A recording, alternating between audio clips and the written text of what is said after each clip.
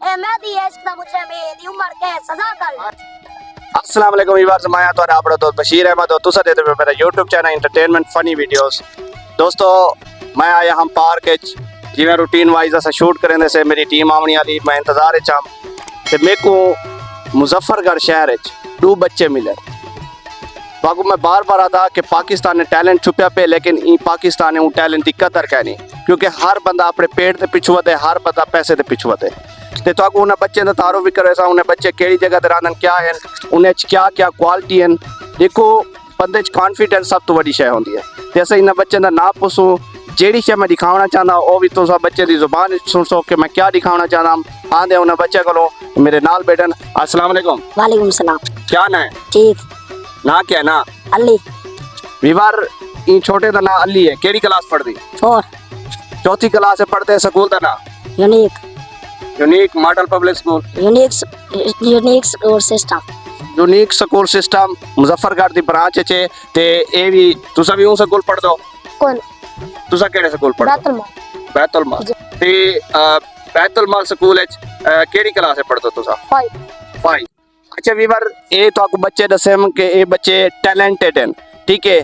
Talent की कदर कितना करो यार। ते मैं इन्हें को थोड़ा जब मैं शूट करने वास्ते आया हम, तो मैं इन्हें को डिठे, मैं इन्हें को आगे भी थोड़ा इंटरव्यू तो आपको भी दिखा रहा इन्हें बच्चे का इंटरव्यू करने पे। ये बच्चे बहुत बड़े शहरों शहरी हैं, सराके च डोड़े काफिए शहरों शहर जितने भी हैं सुनवे न। ते असा इन्हें को रालते डुए पढ़ दें। तवज्जो करे सो, सब तो पहले इन्हें शेर तो आपको दसे से भी सही और सुने से भी सही। चलो फ्याज बारक दे नजर शेर है। मोहब्बत की कीमत सजाओ की मिलसी, दर्द दिल दी दवाओ की मिलसी, जमाना मोहब्बत दा मुड़ के रहमत सब कर लुटा देन वफाओ की मिलसी। क्या बात है भाई, क्या बात है।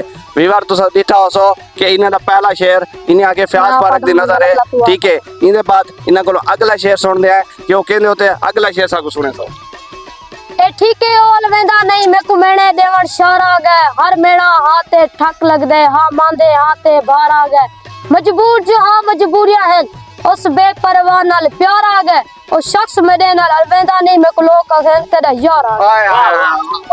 विवार तुसा सुनिया हो सो। अच्छा तुसा समझते पे हो सो, ठीक है, कि जेड़ा ना ऐसा कल्ले बैठे हैं।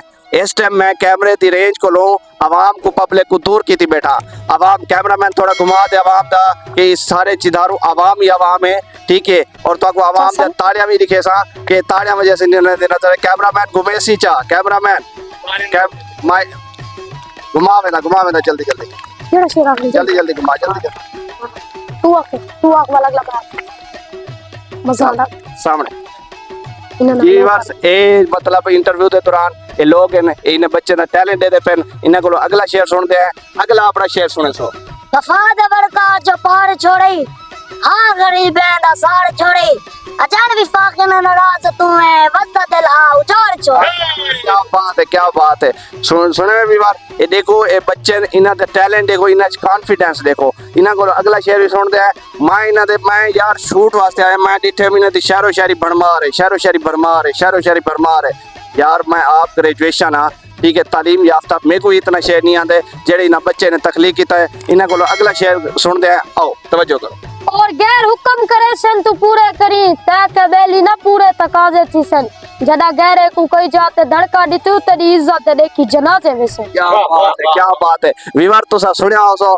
देखो ये मासूम बच्चा, इनका टैलेंट देखो, इनका कॉन्फिडेंस देखो, इनका अंदाज देखो, ठीक है। असा इन्हें को अगले शेर भी सुन दे, ठीक है। अगले शेर इन्हें को देखो, मैं इन्हें को बार आता हूं, इन्हें ऑटोमेटिक तैयार हैं ते ये लोग सारे पाकिस्तान को अगू चढ़ावा लोग हैं। चलो सुनो सही। कल पेशी यही वक्त पे तियां जाके खान या कर लो, अडर गेट में से मैं पार्क देम जाके पेश वाला कर लो, मुलाकात भी इंदी बंद कर लो, इंदा हर एक सजन जुदा कर लो, ए मैं दी इश्क दा मुझे मेरी उम्र के सजा कर लो। आय बीवा तो सुनिया हो सो, एक कहती है इश्क दा मुजरे में एक उम्र कैद सजा काटो।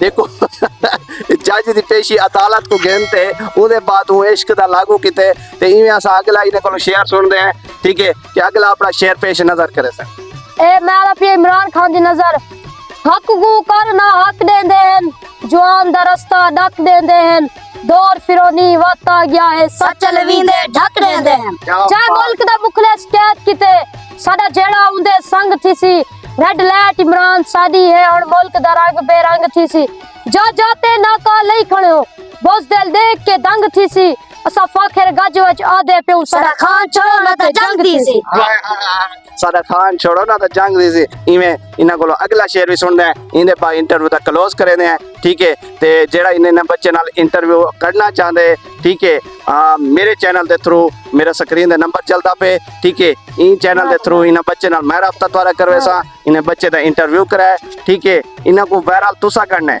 मैं अपने चैनल दे थ्रू करे सा नाल तुसा भी करना है मजीद इन्हां को अगला शेर सुन दे हां जी कल्ला चाहता कप ना होवे गपशप होवे पर खप ना होवे साथ तू बैठे नेड़े यार बंदा होवे कोई सपना होवे क्या बात है भाई क्या बात है ठीक है जी व्यूअर्स आखिरी शेर ठीक है इन्हें बाद साकुड़े सो इजाजत ड्रामे दा तुसा नाल नाल देते रहे तो क्योंकि मेरे चैनल दा ना एंटरटेनमेंट लाइफ को एंटरटेन रखा करो आखिरी इन्हां को शेर सुन दे ठीक है आखिरी शेर तरह दे इनके बाद में कोई ज्यादा देसो आखिरी शेर है मशवरा करेंदे बेटे ना आपते तो को आवाज भी आंदी बेसी आपते मशवरा करेंदे बेटे भी केड़ा शेर सुनाओ ते इन्हां को सुन दे आखिरी शेर जी रखे तल्लुक तो तेरी मर्जी मुका भी छोड़े तो मसला कोई नहीं ए दिल दे वर्के दू लफ्ज संगत मिटा भी छोड़े तो मसला कोई नहीं वफा करे सा जे मेरा बढ़िया मैं तेरा बरसा याद रखे तो मेहरबानी विसार छोड़े तो मसला कोई नहीं वाह जी वाह वीवर